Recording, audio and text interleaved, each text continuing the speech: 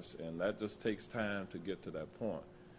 In the interim, we as a community, as a nation, as a global community really have to learn how to live with it and kind of adjust during this period of a new normal. And I'm just excited to be part of the leadership team with bringing about the change within our community. So with those opening comments, I'll be glad to take any questions that you may have. Mayor, how is the drop in? Okay, so I'll start with the lady first, and then I'll work across. Okay. Thank you.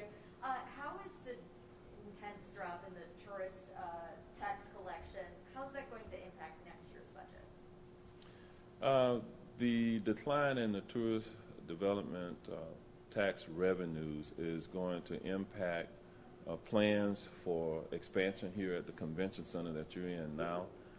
There's no question we're going to have to delay any construction projects associated with what was planned, because those numbers are going to be down. That primarily is the revenue source that allows us to maintain and operate this convention center.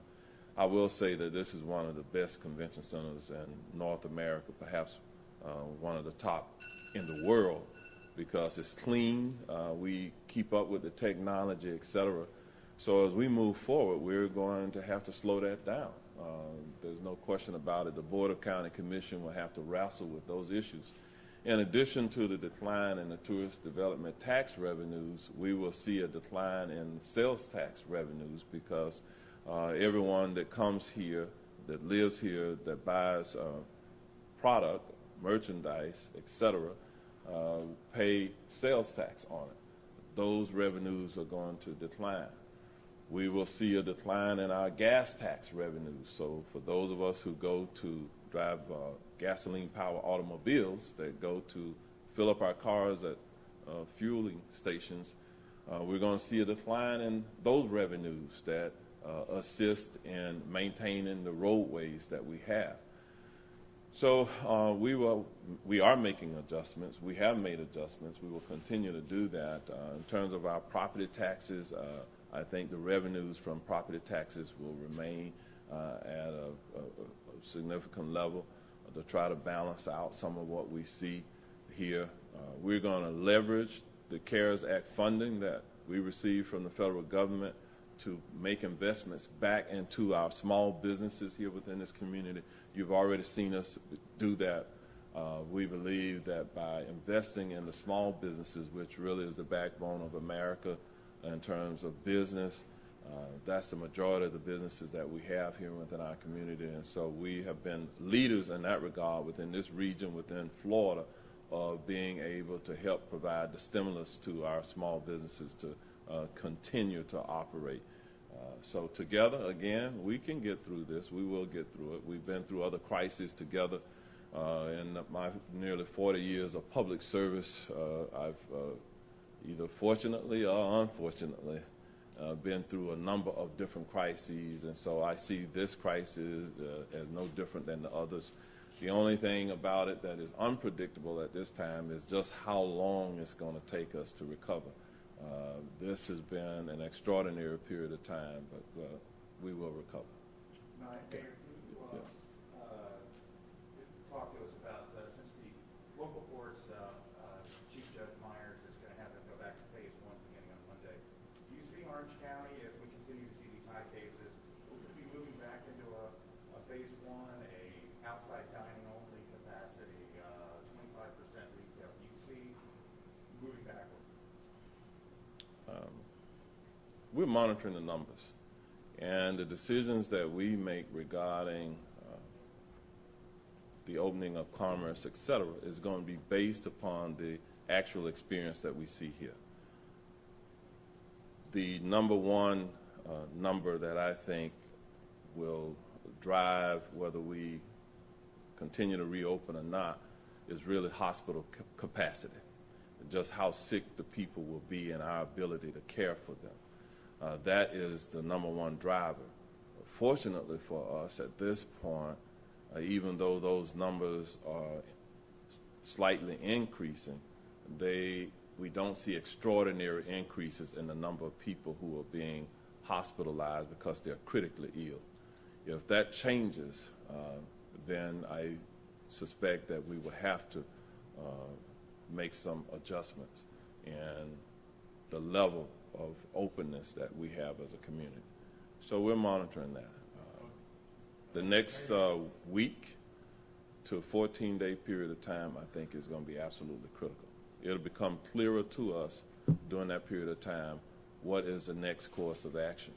We have contingency plans. Part of the plan that we have is the masking up and engaging in social distancing. If we as a community do a better job of that, we can perhaps have a positive impact on our own outcomes, our own destiny, so to speak. If we fail as a community to do that, then we all will suffer together.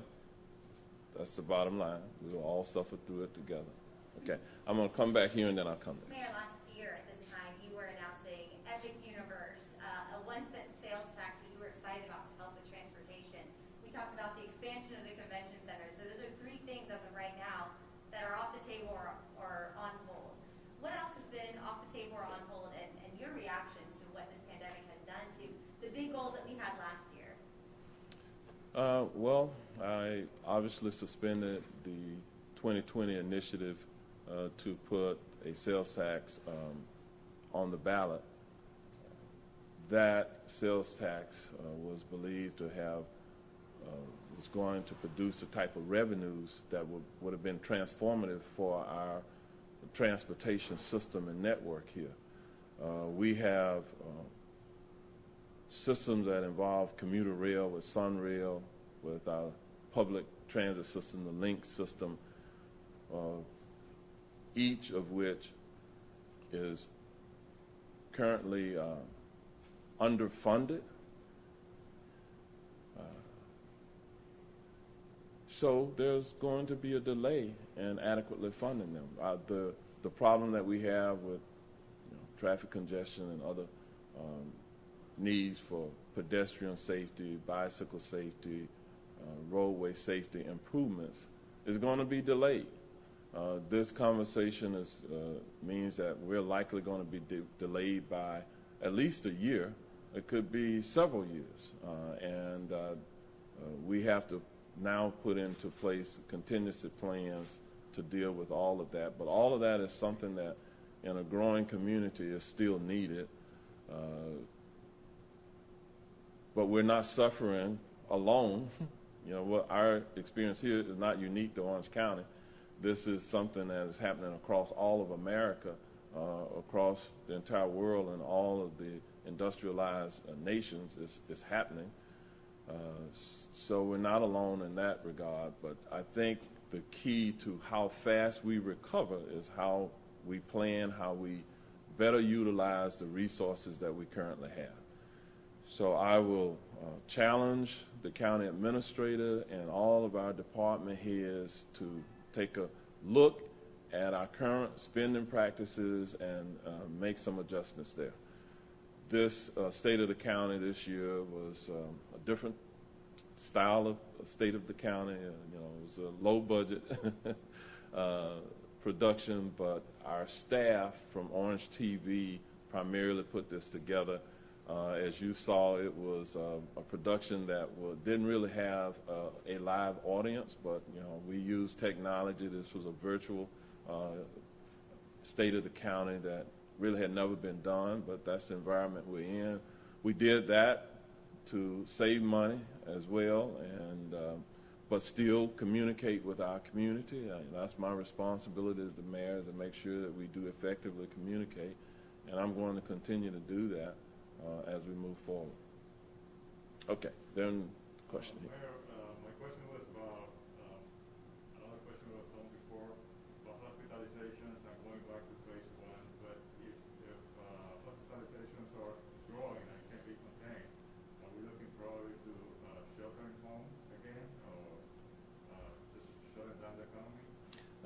That's a derivative of the earlier question. Will we at some point get to having to shelter at home again or not? I don't know is a simple answer. to that. I just don't know. If our condition worsens to the point where we have to do that to protect people's lives and ensure the overall safety of our community, it will be a decision that I will make quickly. At this point, again, that's not where we are. I'm a public safety expert. I'm well-trained, well-experienced, and I bring all of those experiences to the table as the Orange County mayor today. So I will not make decisions that will jeopardize the safety of our citizens.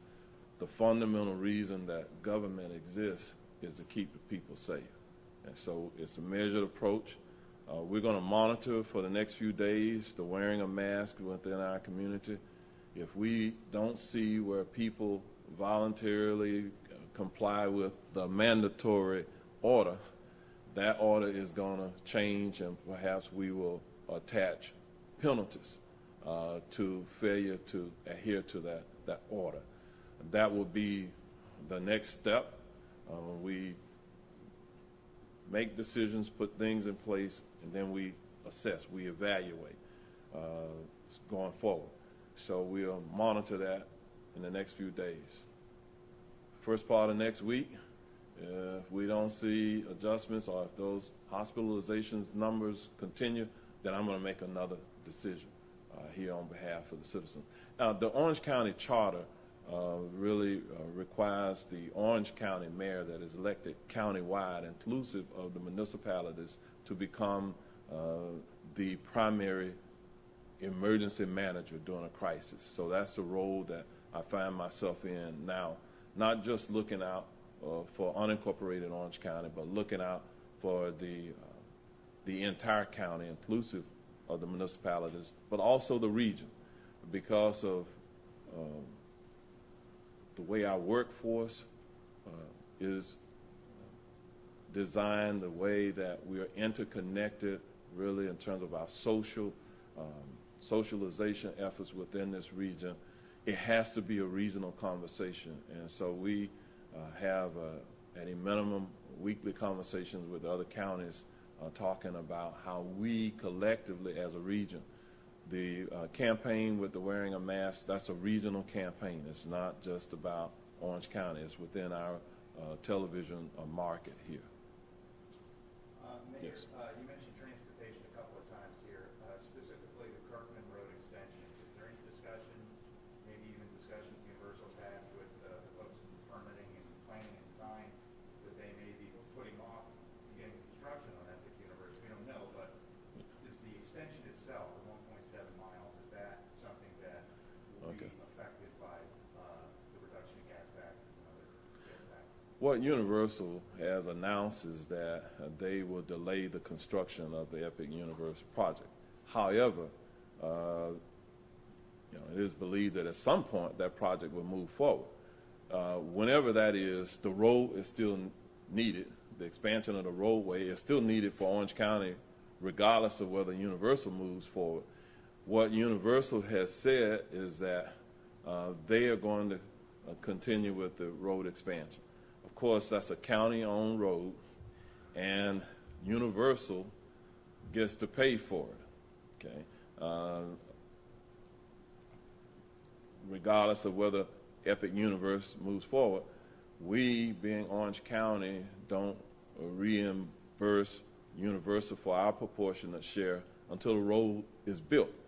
So that means that in advance, Universal has to fund from their cash coffers the expansion of the roadway, and then a portion of it will be paid for from taxpayer dollars. But the overwhelming majority of the roadway will be paid for by Universal.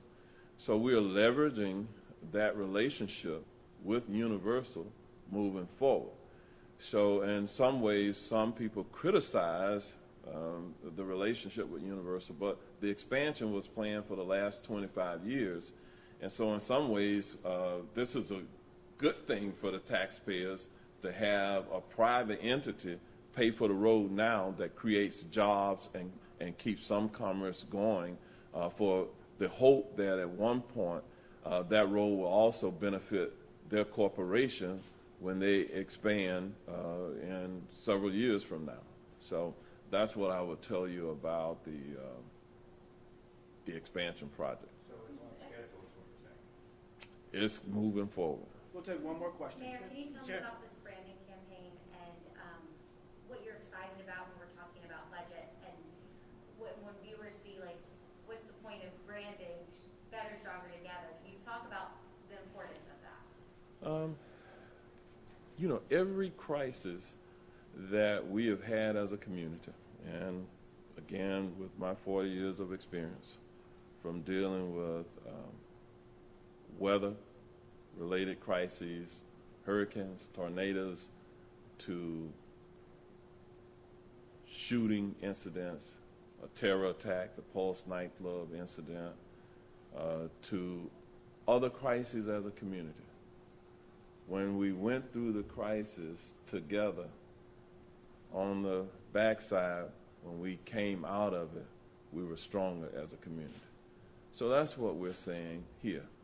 Because this is a global pandemic, and we're seeing an evolution of sanitary and safety measures that are being put in place, many of those measures are going to last. They'll outlive us. With the crises from the terror attacks of 9/11, air passenger travel in the world changed forever in terms of the safety and security measures that were put in place. Because of this pandemic, again, the safety, sanitary measures that are being put in place, they will last forever going forward. And so that's all part of the campaign that we have, that we're moving forward with as a community. You know, we entered in collaboration and conversation within the region about this, and we engaged our media experts, television, radio, social media experts, and I'm going to say the outdoor media experts, those that own billboards, et cetera. And we discussed this with our Economic Recovery Task Force, and so this is the result of a collaborative conversation that was had in our community. And so this is what we're about as a community. That was the message that I wanted to drive home here with today's State of the County. I wanted to talk about the evolution of Orange County from the very beginning through the years, and you all know that we just reignited the SpaceX program with taking man into space. That's a multi-billion-dollar industry that we're trying to also capture more of the economic benefits from that here within our community.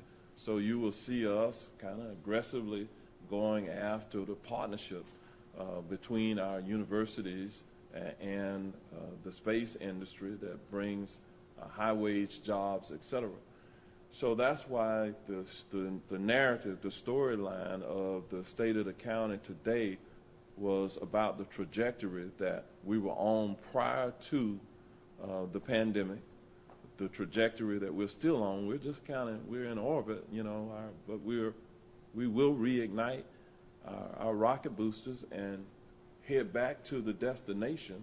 So we just have a temporary turbulence is what we talk about in the State of the County that we're going through. That temporary turbulence is this pandemic that we're dealing with. And it won't last forever. We'll get around it, and we will head back towards the destination that I think that we can become.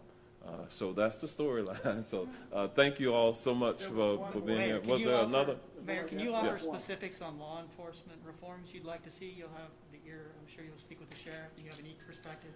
Yeah, I have a fairly unique perspective for lots of ways, lots of reasons. This is a good time for, I think, criminal justice reform.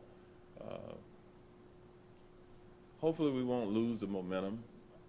During my experience for my 37-plus year career in law enforcement, it was constantly under reform. But that's because the world changes. The laws change. And so there will not ever be a time, I believe, where people won't say, let's take a look at what we're doing. Hopefully we won't lose momentum for the 3 weeks of demonstrations. That shouldn't just be 3 weeks. Those 3 weeks of demonstrations where people want to see the change has to transform into 30 years. It has to be a lifelong commitment of bringing about a change that people want to see. And so I think in terms of the movement that we see now, the voice of those who feel like they have been voiceless has been amplified now by the Black Lives Matter movement. That is a legitimate movement, and I believe the majority of people engaged in the movement really want good things to happen. They just want the racism, the bigotry to be eliminated, and if we all work together there, we can make that happen also. So thanks again for being here. We will see you soon. Thank you, Mayor. Thank Thank you. you, everybody.